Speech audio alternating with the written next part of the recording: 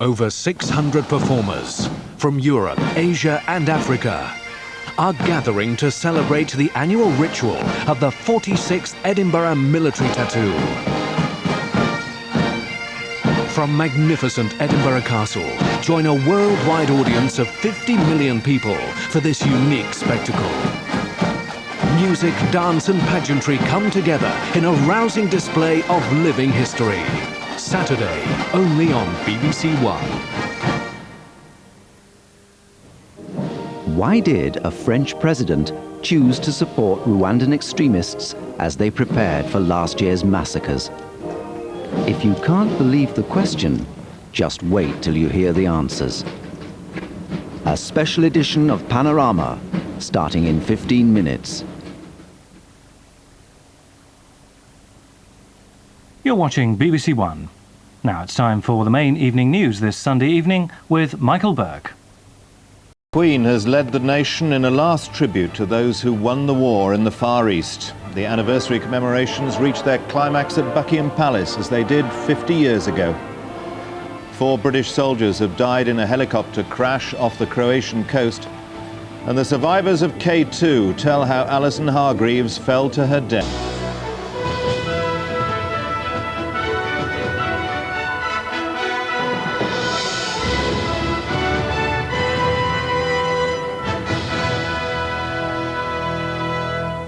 Good evening. A weekend of ceremonies to mark the end of the war in the Far East reached its climax tonight. There were events all over the country, but the focus of remembrance, as it was on VJ Day 50 years ago, was at Buckingham Palace. The Queen paid tribute to those from Britain and the Commonwealth who fought Japan in Asia and appealed to younger generations to make sure that the sacrifice of those who died should not have been in vain.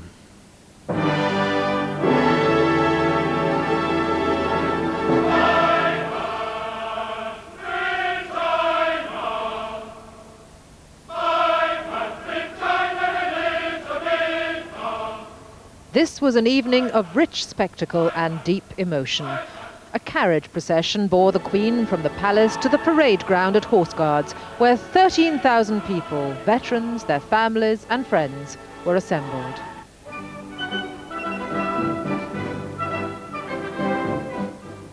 It was called the Final Tribute, a potent mix of pageantry, music and poetry, acknowledged by the veterans themselves as probably the last great commemoration of their bravery and sacrifice.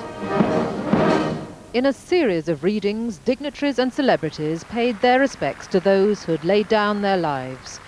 Lord Tonypandy chose the words of Dylan Thomas. And death shall have no dominion.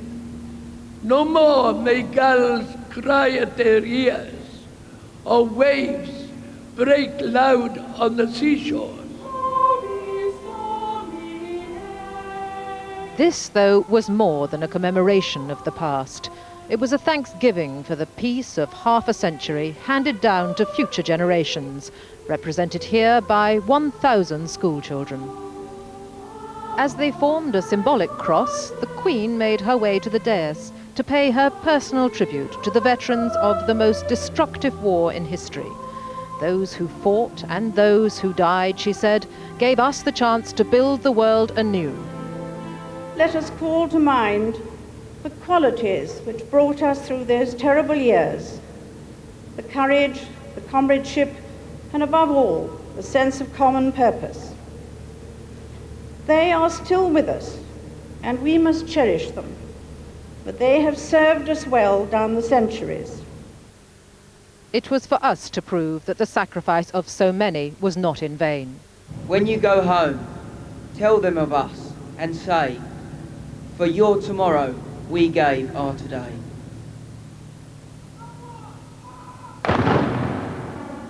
There followed a 2-minute silence, observed not only here in London, but at simultaneous services throughout the land, which were relayed by satellite to the parade ground.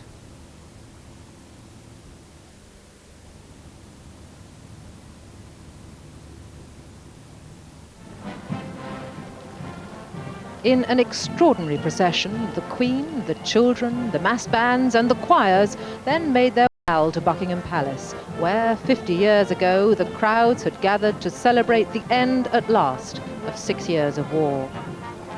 The solemnity of the ceremony as the flags of the Commonwealth countries were lowered reflected the tone of this whole weekend of commemoration to those who secured the world's hard-won peace. Jenny Bond, BBC News at Buckingham Palace. Earlier, cathedrals and churches throughout the United Kingdom held commemoration services. There were prayers of thanksgiving for victory and peace and reconciliation. Among the tens of thousands who attended were members of the royal family, including the Queen Mother. The country delivered a grateful salute to those who served Britain and her empire in the Far East, with the Queen Mother making her only appearance during these commemorations at Wick in Caithness. Like so many others gathered today, her years didn't discourage her from standing proudly to honour and pay tribute. Events ranged in scale. The largest parade outside of London took place in Belfast. Among the ranks of these old soldiers were also veterans from the Republic of Ireland. The Duke of York led the tribute. He spoke of the debt owed by post-war generations to those who had secured their freedom, prosperity and peace. Their steadfastness, he said, had been an inspiration to all. The searing heat proved too much for some on the parade ground and among those who'd come to pay their respects. The focus of commemorations in Wales was Cardiff Castle, where Prince Charles paused to mingle with some veterans who recounted some of their tales. Those who'd endured the Japanese labour camps were honoured at a service at St Paul's Cathedral. This weekend of commemorations has persuaded many veterans that those who'd fought and suffered finally had the recognition they deserved. Even when we come home after the war, there was very little celebration because it had all happened. The European war finished in May. When I was in Nagasaki when they dropped the bomb, that's where our camp was. And nobody wanted to know anything. We didn't seem to know anything about us, you know. And I mean, I've been all these years, and it's only this last year that Maelstrom knew anything about it. For veterans throughout the country who'd battled in the Far East, a very large debt has now been acknowledged and paid at least in part. David Robertson, BBC News. Other news now. 4 British soldiers were killed this morning when their Army Lynx helicopter crashed into the sea off Croatia. A 5th soldier was rescued. The helicopter was on a training flight from its base in Ploče to Split. The Lynx helicopter belonged to 3 Regiment Army Air Corps based at Wattisham in Suffolk. It was part of 24 Air Mobile Brigade which recently arrived at Ploče on the Adriatic coast. Nearly 40 helicopters are here and are restricted to training flights for the moment because of difficulties with the Croatian authorities over the operation of the Rapid Reaction Force. This morning, on such a routine flight, the Lynx ditched 6 miles south of the base. There was no warning given. Radio contact was simply lost. So far, the cause of the crash is not known, though the weather at the time in the area was not good. As a search and rescue operation got underway, one of the crew members was picked up by a Croatian fishing boat and taken ashore. The site was searched for hours, with Royal Engineer divers finally locating the wreckage lying in about 80 feet of water, just off a peninsula which is parallel with the coast. The divers will stay on site until an investigation team arrives from Britain. For the brigade, it was a sombre day. 4,000 men and women had been gathered earlier this morning for a service of commemoration for VJ Day.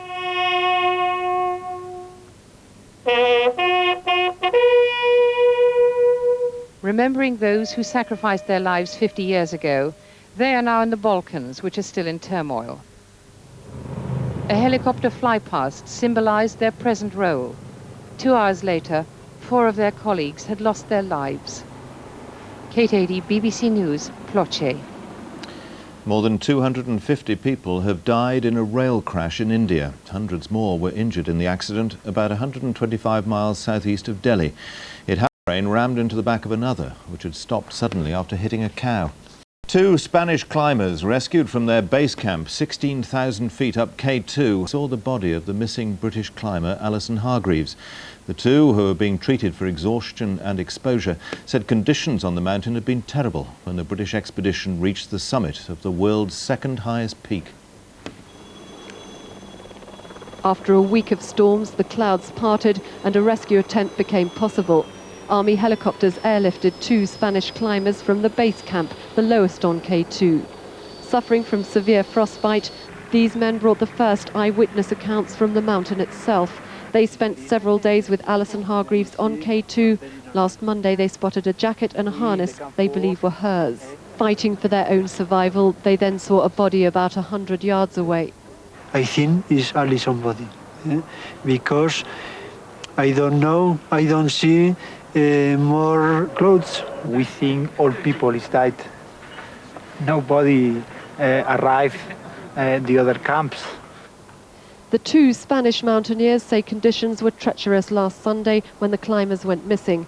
But there was no avalanche. They think Alison Hargreaves fell and died of exposure and exhaustion.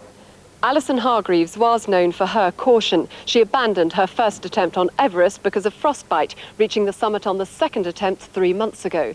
But we may never know whether this time she did take a risk in order to reach the top of K2. Margaret Gilmore, BBC News in the Himalayas. The return of Mike Tyson to the professional boxing ring after 3 years in jail for rape has turned out to be an anticlimax. He won after just 90 seconds of the first round, when his opponent's manager stopped the fight.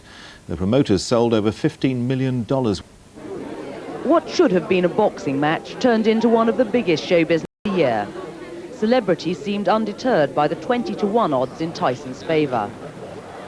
A token protest against Tyson's comeback quickly fizzled out. The fight itself lasted less than a round. Tyson knocked down McNeely within 7 seconds. Oh, and he's got him with the right hand within the opening one. Oh, he gets through with the left hook and the right uppercut. After 1.5 minutes, it was all over, when McNeely's manager jumped into the ring to stop the fight. Many fans who'd paid up to $1,500 for a ticket felt cheated. I expected to be sure, but not that sure. It's a heavyweight championship fight. You don't want to see anyone get really hurt, but you want to see more of an effort. Both fighters were very much on the defensive. I was shaky and I slipped and I fell on the rope, and I twisted part of my knee. You see the, hey, you see the face. I'm just happy God blessed me with the victory. I'm just there fighting. He came at me and I continue to fight, and praise be to God, I won tonight. But this wasn't about who would win. People simply wanted to see whether Iron Mike still possessed the awesome power that made him world champion. The real test will come as his promoters gradually introduce more formidable opposition. Juliet Bremner, BBC News, Las Vegas. Arsenal have begun their Premiership campaign with a 1-1 draw against New. The North London side gave debuts to their new signings, the Dutchman Dennis Bergkamp and the England captain David Platt. But it was Middlesbrough's latest acquisition, Nick Barmby, who opened the scoring. Arsenal came back, though, and equalised with a header from their top scorer last season, Ian Wright. They went on to dominate much of the game, but couldn't score a match winner. England's cricket selectors have recalled the Middlesex spinner Phil Tufnell and Derbyshire's fast bowler Devon Malcolm to the squad for the 6th and final test against the West Indies. The decisive match begins on Thursday at the Oval. The full squad is Atherton, Knight, Crawley, Thorpe, Hick, Wells, Russell, Watkinson, Cork, Fraser, Malcolm, Tufnell and Ilott. 20-year-old Australian Carrie Webb has become the youngest ever winner of the Weetabix Women's Open Golf Championship at Woburn. Playing in the tournament for the first time, she won by a convincing 6 shots, finishing with a 14 under par aggregate of 278. It was Webb's first victory in her 10-month professional career and won her a first prize of £60,000. And that's the news tonight, at the end of a weekend when the nation remembered those that fought for victory over Japan and ended the Second World War. We salute them, said the Queen, as we did 50 years ago.